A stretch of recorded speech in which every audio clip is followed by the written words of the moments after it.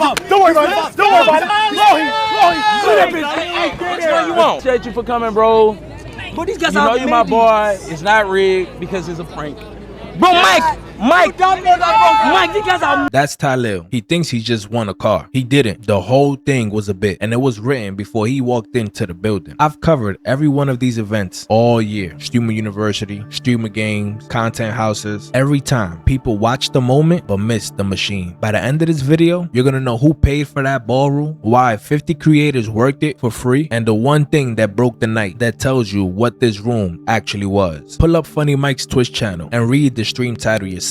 Presented by Zeus Network. Zeus is a subscription streaming service launched in 2018. They got baddies, Jocelyn's Cabaret. Their whole business is influencer reality TV. So when I say Streamer Prom is a reality show, that's not a comparison. A reality TV network name is on the card, and the cast pays its own production costs. Stay with me. August 13th in Houston. Round 2. 50 plus creators on the official roster, and over 100 were expected in the building. Formal wear, red carpet, even a king and queen crowning. Streamer Prom 2026.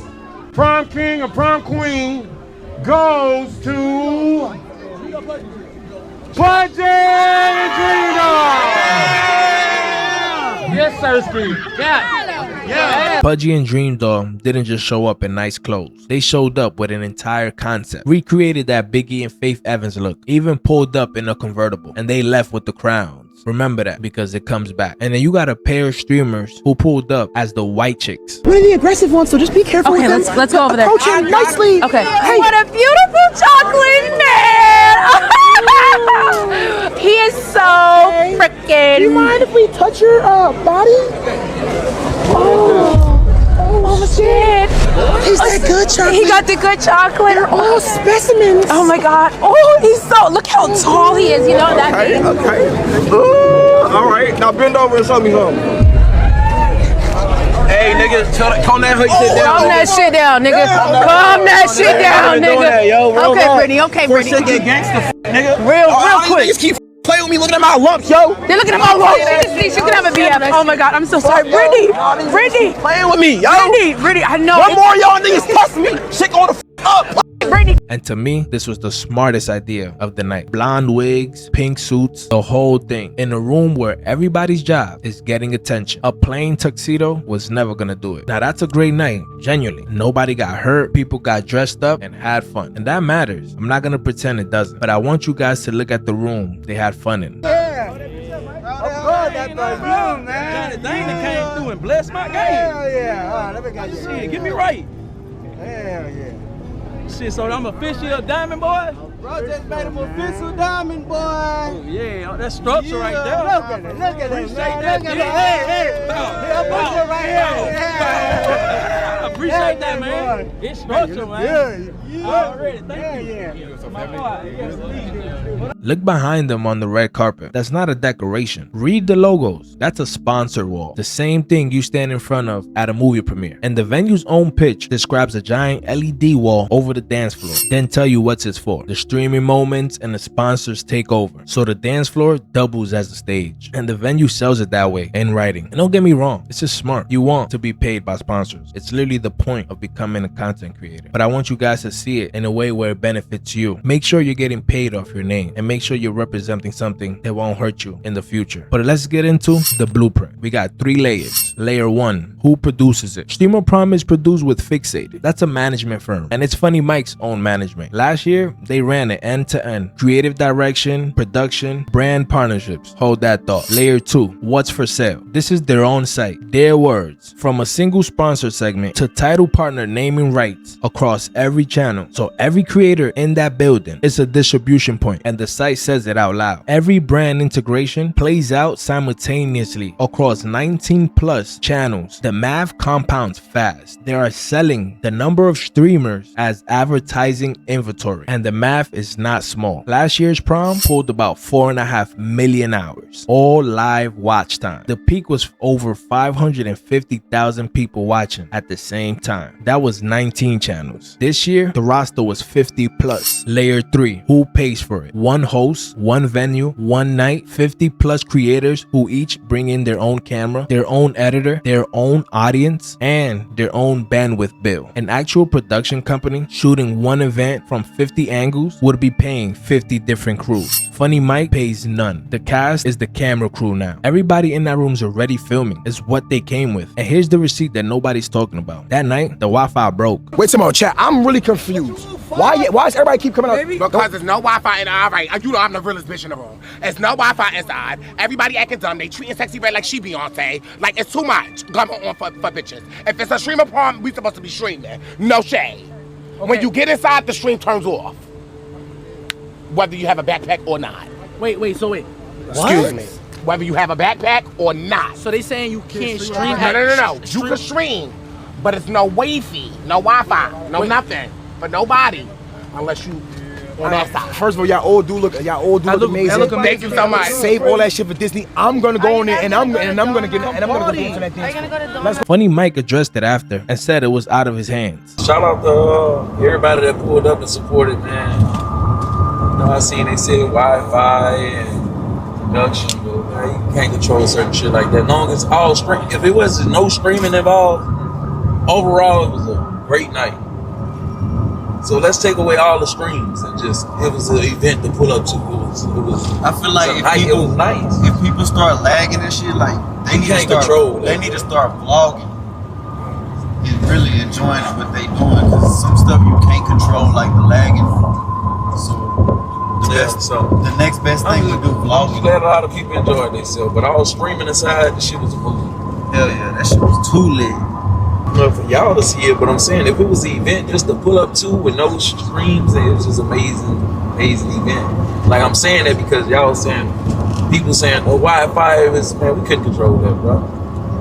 Yeah. Production, hey, I couldn't control that either. So it's like shit. It was a movie on my point of view, bro. Yeah, that shit was still lit.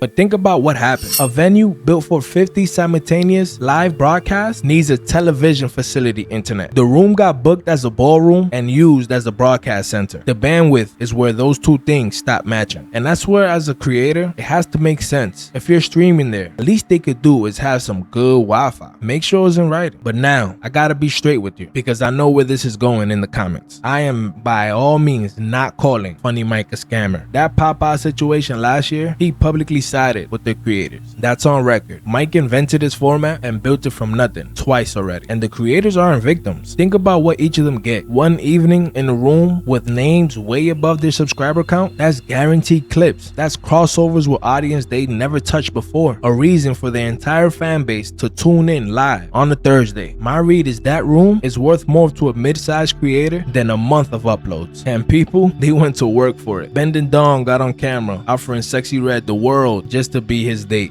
Yo, Sexy. What's up? I know it's kind of last minute, but if you ain't doing nothing, I like to invite you to be my date to Streamer Prom. For real? Yeah, like where you at right now? I'm at home. You in Miami? All right, how about this? I'm gonna send you the jet. We got to get to Houston ASAP. You gonna pay for my outfit and stuff? I'll pay for your outfit. I'll pay for your babysitter. Yeah, and I'll get you a jet. I promise. Check it up. I promise. Get ready right now. I ain't got time to talk. Yeah, it's time to go. Whatever the arrangement was, look at that effort. That's a man casting his own storyline before he gets to the building. And it works at the top too. In the 30 days around this event, FunnyMike's channel, it grew over 230,000 followers and did over 1 million hours watched. Everybody eats. That's why it works. Es el juego. But there is a bill, and I want to tell you who pays it. Look at that calendar. Streamer University wrapped up in July. Prom hit August 13th. And last year, it was the same rhythm. SU, then prom. That's a season structure. Looks like Castanet builds the cast, and FunnyMike's prom is the finale. And the audience already clocked it. All night, people were calling it a GTA lobby. What's going on? How you doing, brother? I'm doing good. Nice to meet you, man. My beautiful Reggie. I hope you have a beautiful night tonight.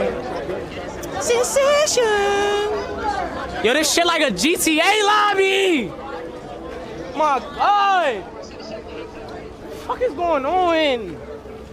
What's going on?